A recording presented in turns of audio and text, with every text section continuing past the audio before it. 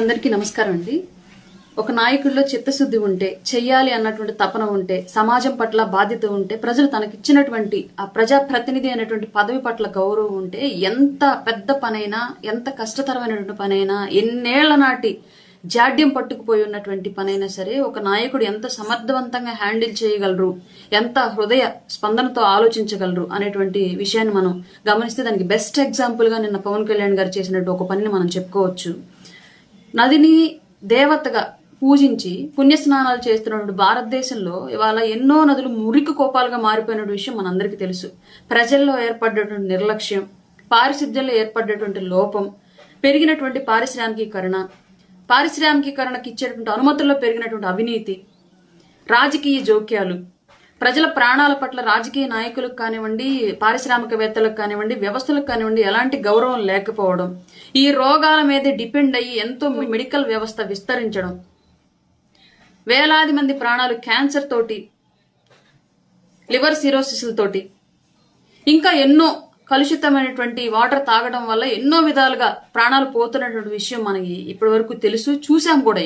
ఎన్నో రకాలుగా కాలుష్యం ఏ విధంగా కోరలు చాచి విస్తరిస్తూ ఉందో ఆంధ్రప్రదేశ్లో కానివ్వండి, భారతదేశంలో కానివ్వండి, నదుల ద్వారా మనకు తెలుసు, నీటి ద్వారా మనకు తెలుసు. అట్లాంటి పరిస్థితిని చాలా సమర్థవంతంగా ఆలోచించి అప్పటికి అప్పుడు గోదావరి పుష్కరాలు వస్తున్నాయంటే జనాలు ఎలా ఉన్నా సరే, నమ్మకం అనేది ఎలా ఉన్నా సరే ఆమోదించేలాగా చేసిద్ది కాబట్టి ఆ మురికి నీళ్ళని ఎత్తిని చల్లుకొని ఆ మురికి నీళ్లలోని పుణ్యం వెతుక్కుని వచ్చేటువంటి వాళ్ళం 100% ఎవరైనా సరే జనరల్ గా నమ్మితే ఇంకా నమ్మకం ఆ స్థాయిలో ఉండిద్ది కాబట్టి మనిషికి.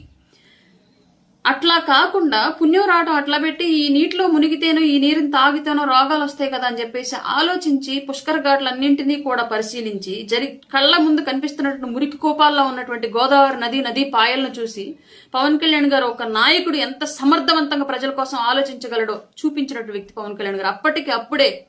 సమీక్షలు నిర్వహించి సంబంధిత అధికారులతోటి మీటింగ్లు ఏర్పాటు చేసి ఒక టాస్క్ ఫోర్స్ ని తీసుకురావడంతో పాటు ఏదో మాటలతోనే ఆగకుండా జీవోను కూడా తీసుకొచ్చి దాంట్లో కొంతమంది సభ్యులను కూడా యాడ్ చేసి కమిషనర్ల స్థాయి నుంచి కలెక్టర్ల స్థాయి నుంచి అందరిని ఏర్పాటు చేసి ఇమ్మీడియట్ గా ఒక యుద్ధ ప్రాతిపదికన పుష్కరాలు మొదలయ్యే లోపే మొత్తం నదంతా కూడా పరిశుభ్రంగా తయారవ్వాలి అని చెప్పినటువంటి విధానం నిజంగానే చాలా అంటే చాలా మనసుకు హత్తుకునేలా ఉంది. ఒక నాయకుడు అంటే ఇలా ఉండాలి అని చెప్పేసి